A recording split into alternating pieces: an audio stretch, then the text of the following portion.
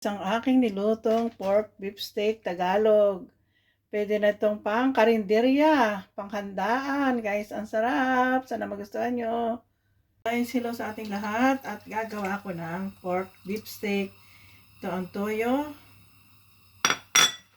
Lagyan ko ng sibuyas.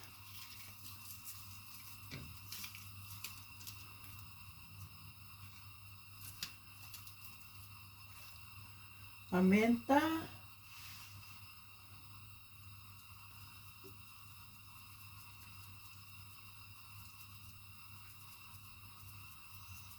Pamintang durog. At bawang na durog. Ito na lang ilalagay ko guys dahil sa mga bata. Yan. At pambalance, asukal. Yan ko na ang asukal. Pambalance ang alat. 2 kutsarang asukal guys.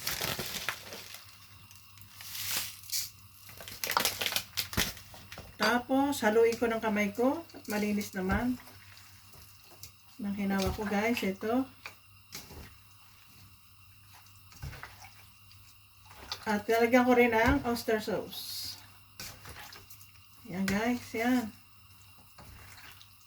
Mamarinate ko hanggang kalahating oras. Pagkatapos, aking piprituhin. Guys, lagyan ko din ng lemon. Haluin ko lang at ating ipiprito. Guys, ito na yung ating nilulutong pork steak.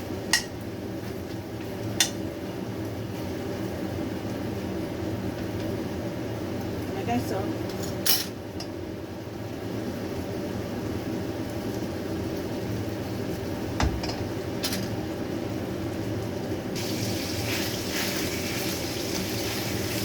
Ito na guys, ang huli natin, lagyan natin dito sa at magsasala ulit tayo. Okay. 2 kilo to guys.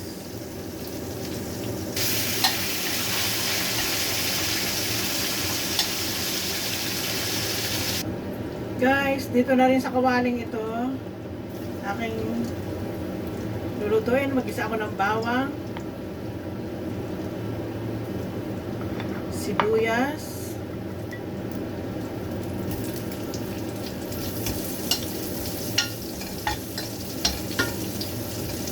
ito na guys. Isa ako ng sibuyas, bawang, at lagay ko itong pork.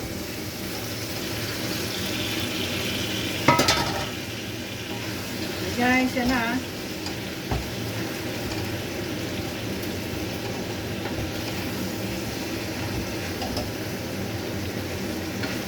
Sarap ha.